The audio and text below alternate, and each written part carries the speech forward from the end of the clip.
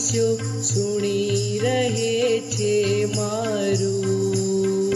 પ્રભુ કહે મુજ સાચા શિષ્યો સુણી રહે છે મારું.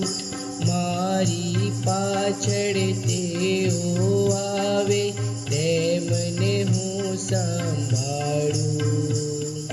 જય જયકાર પ્રભુનો હોજો, પ્રભુનો જય જયકાર,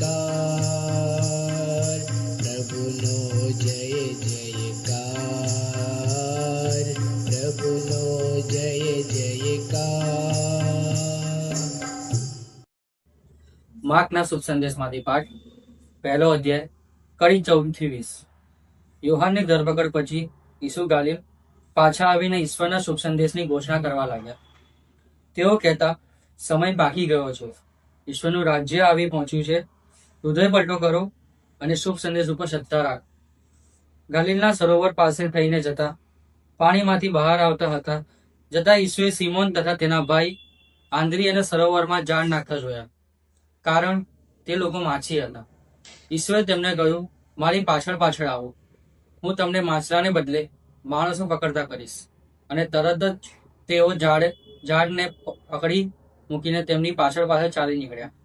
ત્યાંથી થોડે જતા તેમણે જબ્દીના પુત્ર યાકોબને અને તેના ભાઈ યોહાનને હોડીમાં બેઠા બેઠા ઝાડ સમી કરતા જોયા. અને તરત જ તેમણે તેમની હાક મારી, એટલે પોતાના બાપ જબ્દીને મજૂરો સાથે હોડીમાં છોડીને તેઓ ઈસુની પાછળ ચાલી નીકળ્યા. આ પ્રભુની વાણી છે.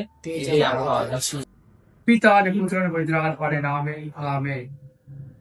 આજે 12મી જાન્યુઆરી નાતાલના આ આનંદના અઠવાડિયામાં આજનો શાસ્ત્રમાં આપણને 2 મુદ્દા ઉપર વિશેષ ધ્યાન અપાવે છે. પહેલો મુદ્દો ઈશ્વરના રાજ્યની ઘોષણા કરવા અને સાચા શિષ્યત્વ પર ધ્યાન આપવાનું.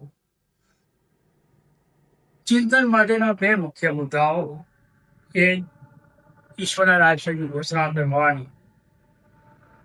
ઈસુનો સમય પૂર્ણ થયો અને ઈશ્વરનું રાજ્ય નજીક આવ્યું એમ જાહેર કરીને પોતાનું સેવા કાર્ય શરૂ કર્યું. માર્ક 1 અધ્યાય કડી 15. બીજો મુદ્દો છે, એના ઉપર આપણે ચિંતન કરીએ.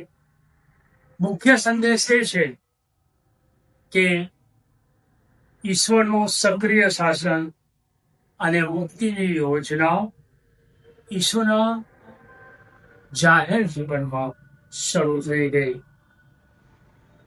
અને એમાં પ્રેમ, ન્યાય અને દયાના ઈશ્વરના મૂલ્યોની આસપાસ તેમણે પોતાનું જીવન શરૂ કર્યું. પસ્તાવો અને વિશ્વાસ માટે એના ઉપર મનન ચિંતન કરવા જઈએ તો આપણને એક જ વસ્તુની યાદ અપાવે છે કે પસ્તાવો કરીને આપણે આપણું જીવન ધર્મથી પરિવર્તન લાવીએ, પાપથી દૂર જઈએ અને સુવાર્તા એટલે કે શુભ સંદેશ ઉપર આપણે શ્રદ્ધા રાખીએ. આપણે બધા પ્રભુ ઈસુના શિષ્યો છીએ. આપણને આજે આ મન આપવામાં આવ્યું છે કે આજે આ ભૌતિક દુનિયામાં આપણે ઈશ્વરની દુનિયા તરફ વળીએ. આમેન.